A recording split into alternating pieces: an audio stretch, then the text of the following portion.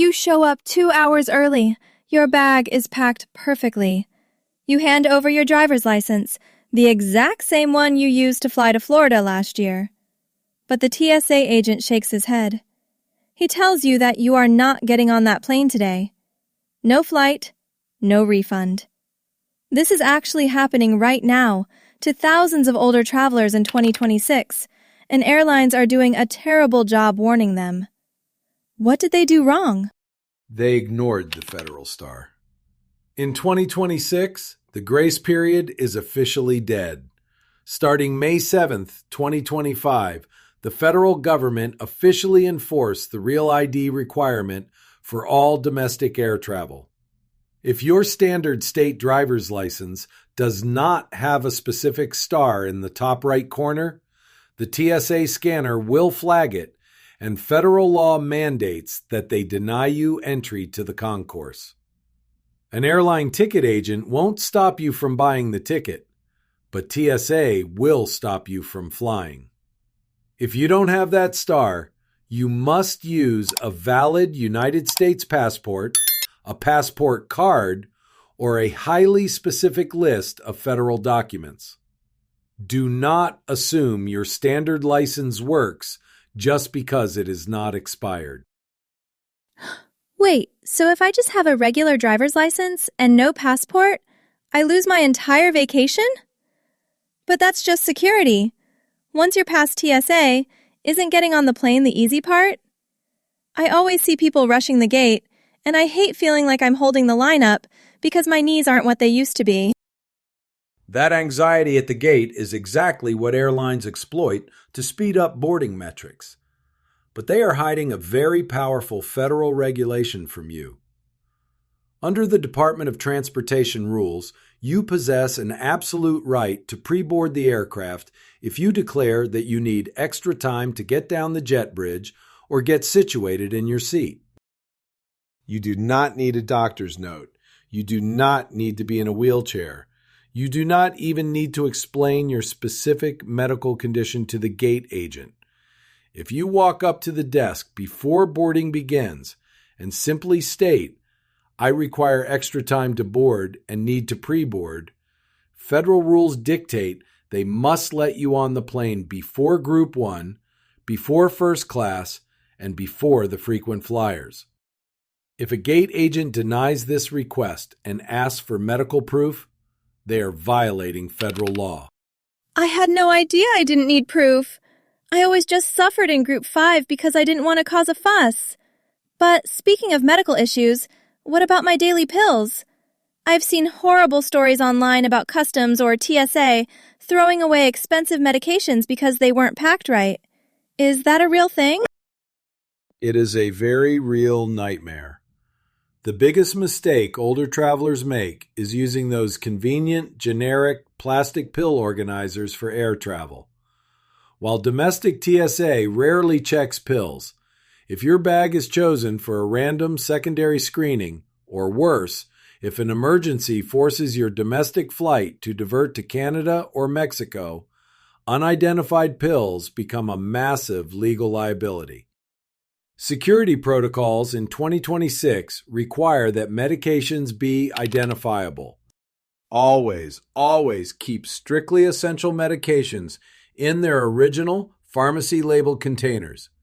If you require liquid medication like insulin or specialized eye drops that exceed the standard 3.4 ounces, you are fully exempt from the liquid ban. However, you must explicitly declare these oversized liquids to the TSA officer before your bag goes into the X-ray tunnel. If you wait until they find it on the scanner, it triggers a time-consuming threat resolution protocol. Okay, original bottles only, and tell them about the insulin early. Check. But getting through security is still miserable. Taking off my shoes, taking off my jacket, lifting heavy bags while feeling rushed by the people behind me. It spikes my blood pressure before I even see the airplane. You are enduring stress that you don't actually have to endure. The TSA has a standing, unpublicized rule regarding passengers age 75 and older. Under standard screening procedures, If you are 75 or older, you are legally permitted to leave your shoes on, and you may leave light jackets or sweaters on.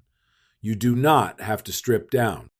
Furthermore, if your shoes trigger the alarm, they can swap them for explosives rather than forcing you to take them off. But remember, the officers are processing thousands of faces an hour. They will not assume your age. You must politely but firmly state, "I am over 75.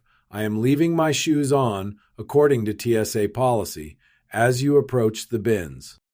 I can leave my shoes on? That alone is worth its weight in gold. But wait, what if my husband is using a walker or his mobility scooter? Those definitely won't fit through the regular metal detector. Don't they force you to stand up and walk through something? Absolutely not. Under no circumstances can a TSA officer force a passenger to stand or walk if they are physically incapable or if it causes them severe pain.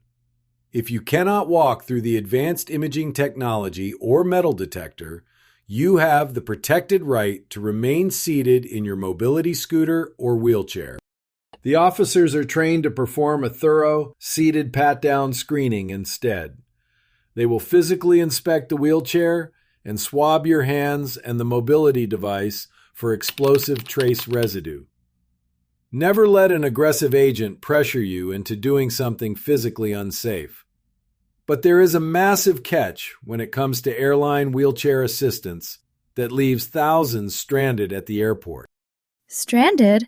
But the airline website says wheelchair assistance is free. I just check the box when I buy the ticket, right?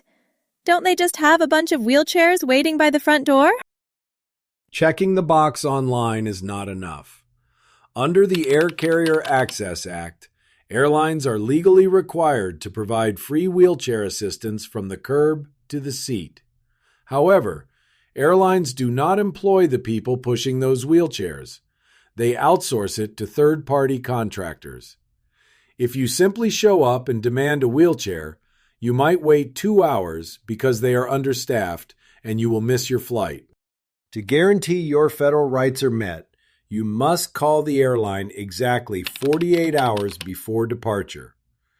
Give them your record locator and explicitly state you require wheelchair assistance from ticketing to the gate and, critically, from the gate to baggage claim at your destination. Calling 48 hours out generates a mandatory internal service request that forces the contractor to allocate a worker for your specific flight. Wow, outsourcing the wheelchairs explains why my friend was left sitting on an empty plane for an hour after everyone got off. I'll definitely call ahead. But what if my problem isn't walking? I don't need a wheelchair, but I get crippling anxiety and panic attacks in crowded boarding lines, and it feels like airlines don't care unless you have a cast on your leg. Airlines often ignore what they cannot see, but the federal law does not. Invisible disabilities, including severe chronic pain, cognitive challenges, or severe diagnosed anxiety disorders, grant you the exact same legal accommodations as a physical disability. You have the right to request reasonable accommodations, which includes utilizing pre-boarding to avoid the dangerous crush of the crowd in the jet bridge. The key is self-advocacy. When you check in, you must clearly inform the gate agent that you possess a non-visible disability and require the accommodation of pre-boarding to safely manage your condition.